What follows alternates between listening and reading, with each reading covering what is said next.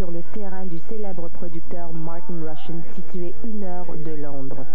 La maison date d'environ 300 ans et le chalet où Andy, le caméraman, et moi-même ont été invités à rester est vraiment charmant. Mais le bâtiment le plus impressionnant et le plus important sur ce terrain, c'est évidemment le studio. C'est là où Martin Rushent a produit entre autres les formations Altered States, The Stranglers et aussi Human League. Et c'est là également que la formation Culture Club se réunira sous peu pour enregistrer leur album Comeback. Ça s'appelle Genetics Sound Studio et c'est là aussi qu'un premier album canadien vient de s'enregistrer. On connaît cette formation canadienne très bien car elle est québécoise. Le groupe s'appelle The Box.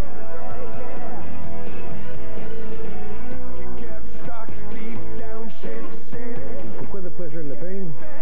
Parce que ça représente les ups and downs de la vie. C'est un album à propos des choses de la vie et des choses de la vie plaisantes ou pas, les unes mettant en valeur les autres. Je veux dire, pas de fun, c'était toujours du fun que rien d'autre. Tu finis par te gazer. Le titre est une phrase qui se retrouve sur les paroles d'une des chansons de l'album, qui s'appelle Temptation. C'est juste pour paraphraser. Pas de plaisir sans douleur, et la douleur met en valeur le plaisir quand il arrive.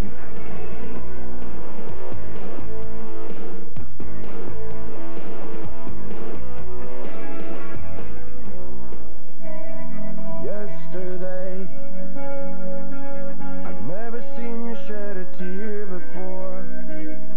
Parlons un petit peu de la collaboration avec Martin Rushent parce que c'est quand même assez impressionnant de voir quelqu'un qui a produit des groupes comme Human League, The Stranglers et puis la liste continue. Il a décidé de travailler avec vous autres. Comment est-ce que c'est arrivé cette collaboration? Oh, la fameuse histoire compliquée.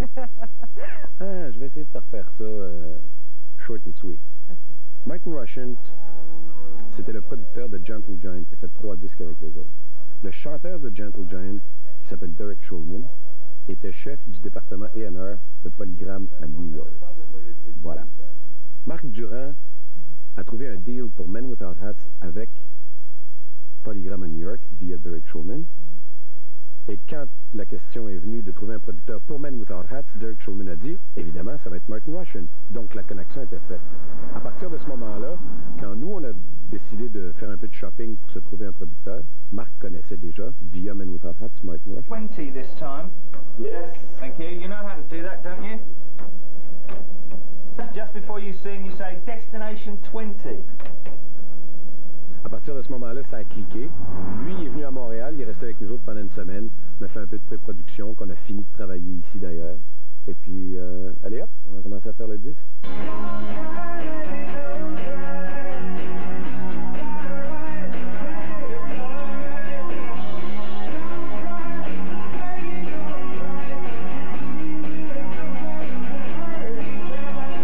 First of all, I have to like them as people, and I think that's probably number one, right? If I don't like them as people, then I'm not going to be able to work with them. I'm not the sort of person that can keep a distanced relationship to the artist I'm working with. So therefore I've got to be able to get on with them and empathise with them. Secondly, obviously the music's very important. You've got to be able to feel that there is some potential to develop what they're doing, and that you'll be able to, in the best sense of the word, commercialise what they are. Right, to me, it sounds to me like when we hit this chorus and we go back into the chugs, rather than it moving to 122.5 or nudging 123, maybe it's the drums staying. Good management. There's no point you making a brilliant album and then the management are hopeless and the whole thing falls to pieces, right? And the right type of record company with the right type of people in it. And if all those things sit, then you say yes. Moi, j'ai toujours entendu parler du rôle d'un producteur comme étant quelque chose de idéalement. En fait, ce que tu fais, c'est que tu greffes un autre membre au groupe, ni plus ni moins. C'est vraiment ce qui arrive. Alors, si ce producteur-là prend une position différente par rapport aux autres membres du groupe, il y a toujours une espèce de tension qui s'installe, puis c'est pas vraiment le fun. Avec lui, c'est différent. Premièrement, ce gars-là, il a un sens de l'humour absolument extraordinaire. Moi, j'ai jamais vu quelqu'un avoir l'esprit aussi vif puis dire des choses aussi drôles. Puis ça, c'est rien. Vous devriez l'entendre compter des jokes. C'est pas croyable. Tout le monde est pissé de rire à terre. Alors, c'est ça. C'est comme ça toute la journée. Puis le soir, quand on soupe ensemble, c'est relax.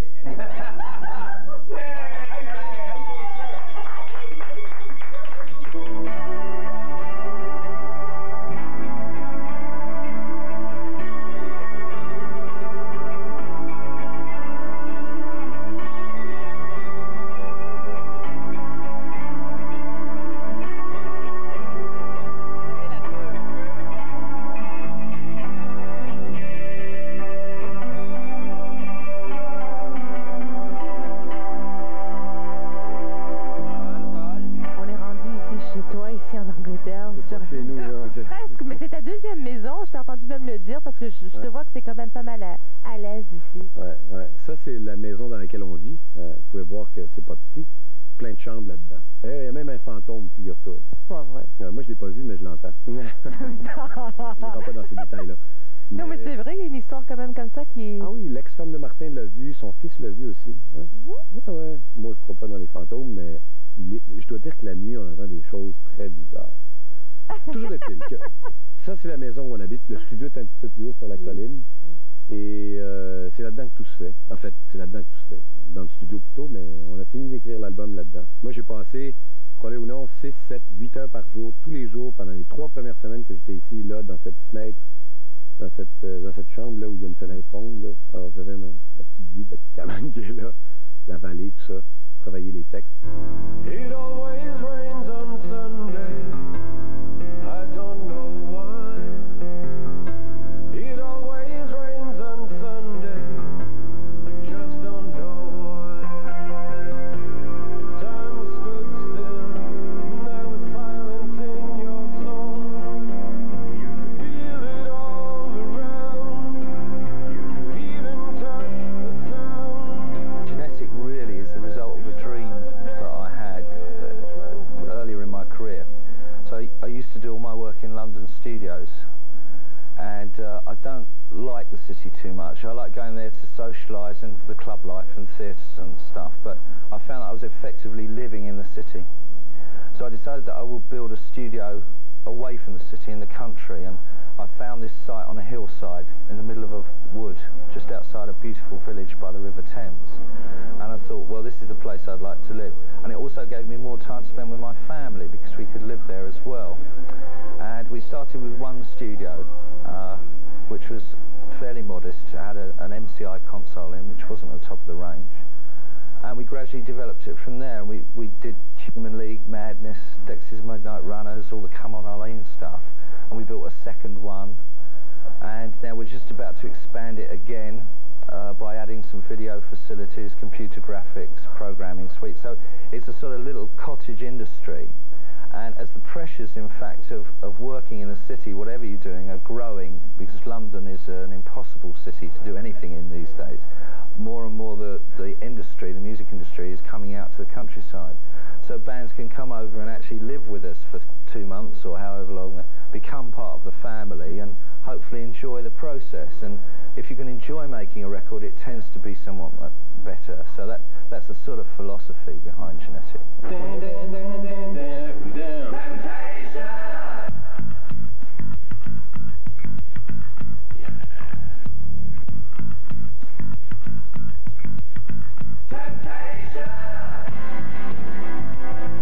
y a eu tellement de vagues de musique différentes qui se sont rencontrées depuis 25 ans que la musique rock existe, que les styles sont de plus en plus difficiles à identifier d'une façon précise. Ça, c'est tel genre, ça, c'est tel genre. Bon, dans le temps, il y avait le punk, le new wave. Aujourd'hui, c'est tout un amalgame de tout. Alors, c'est de plus en plus difficile de dire, premièrement, si ça sonne canadien ou pas.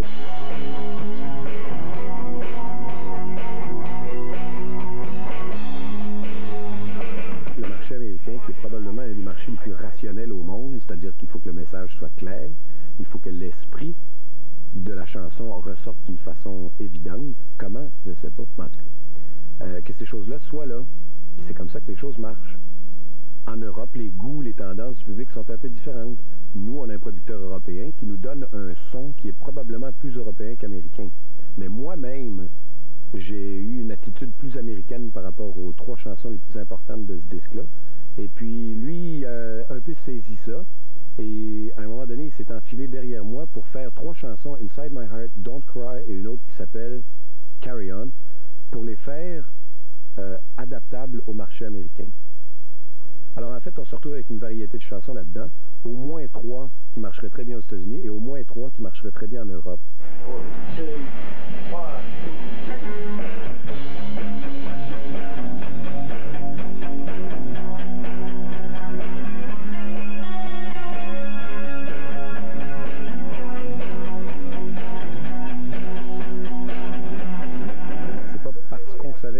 Que l'album allait sortir, qu'on l'a travaillé différemment. C'est parce qu'on a composé les chansons différemment que maintenant, il y a des gens qui s'intéressent à le sortir à travers le monde.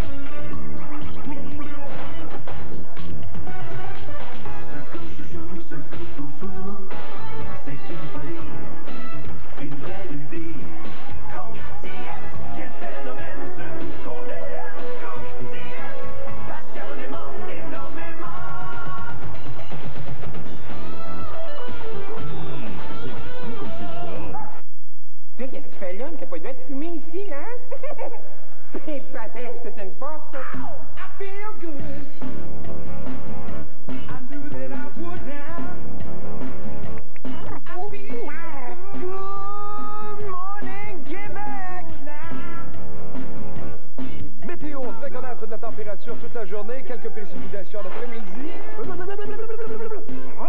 Es-tu ta surprise? Est-ce que vous avez des cours de danse?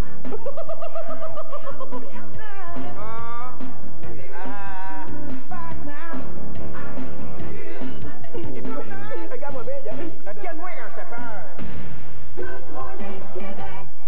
Le nouveau show qui fait rire le matin à Québec. Oui.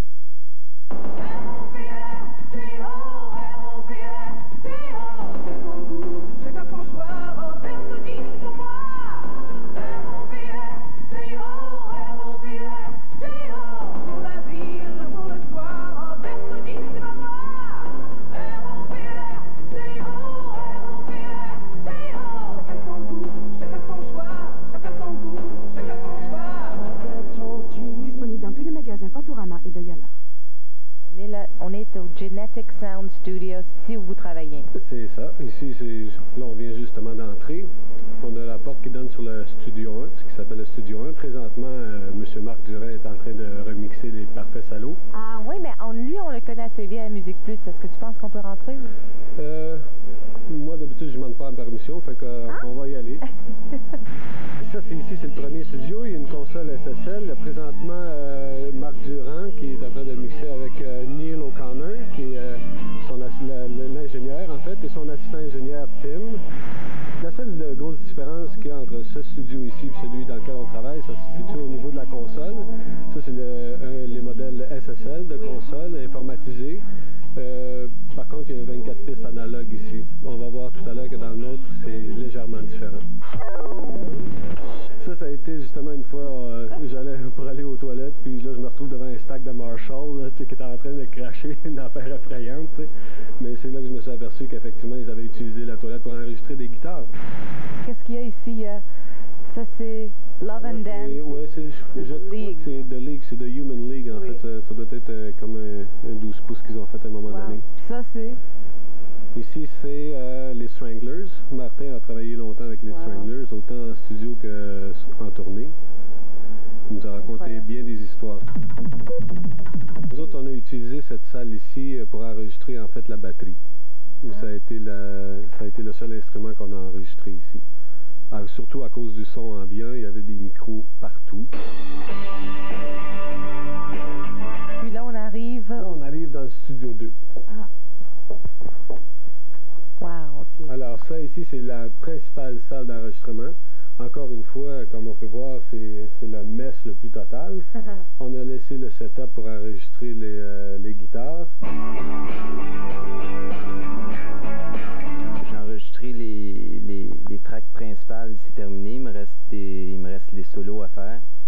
Puis là, je devrais pas être ici, je devrais être là-bas en train de travailler. Never seen you shed a tear before. It broke my heart. It drove me crazy. I lost my head. I didn't have a clue what to say, what to do. All I wanted was to hold you up against me all of the night. Oh yeah. Don't try, baby, don't try. It's alright, babe, it's alright now.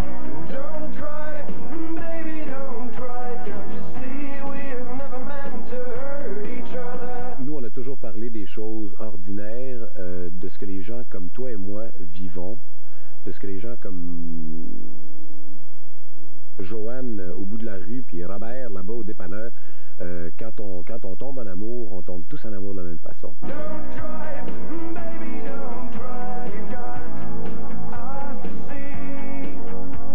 All I wanna do is to shed on the light. Il n'y a rien de plus difficile que d'écrire une chanson d'amour, moi je trouve. Pourtant, les chansons d'amour, il y en a, ça pleut. C'est très facile de faire une chanson d'amour qui vaut rien du tout. Mais faire une chanson d'amour qui vienne vraiment de ton cœur puis qui soit parfaitement sincère, c'est la chose la plus difficile à faire. Parce que ce qu'il faut que tu fasses, c'est que tu fasses comprendre à quelqu'un que tu connais pas, par exemple ton auditeur, que quand toi t'as senti l'amour, ça t'a fait tellement que c'est comme si tu lui disais « je te le souhaite » et qu'il y croit en plus. 5, 4, 3, 2, 1. Carry on, carry on, carry, carry, carry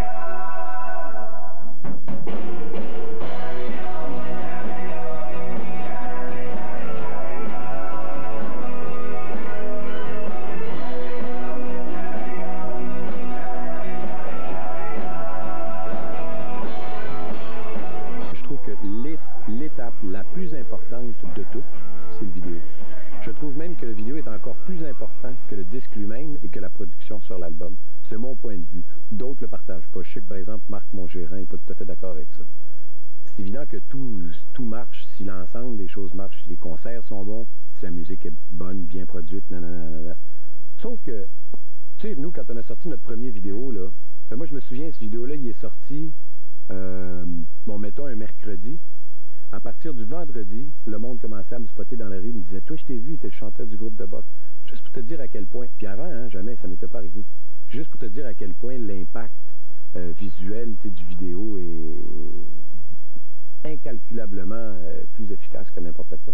Carry on, carry on, carry, carry, carry on. Carry on, carry on, carry, carry, carry on.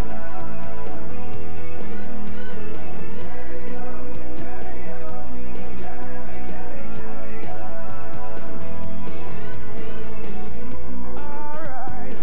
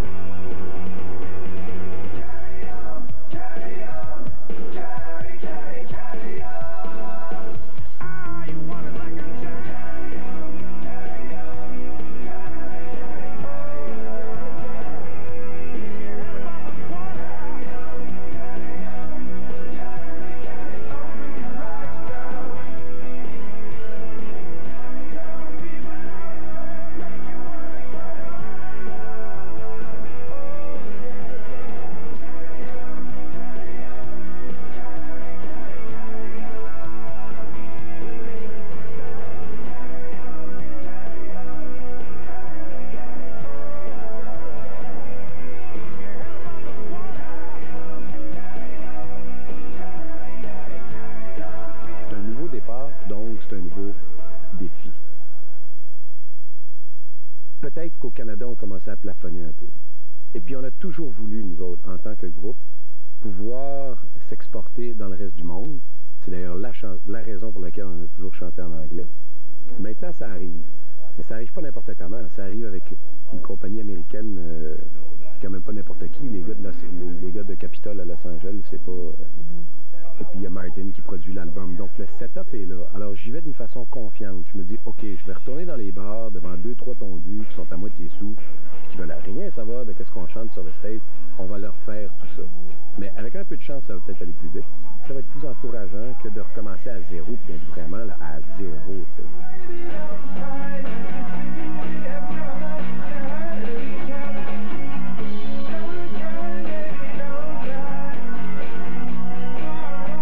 Moi, s'il y a quelque chose qui me fait toujours parfaitement plaisir, c'est quand Jean-Pierre, par exemple, ou Claude arrive, puis il me dit, « Hey, les gars, j'ai rêvé, là, que ça y était. » Numéro 1, tu sais, au Billboard aux États-Unis. Temptation!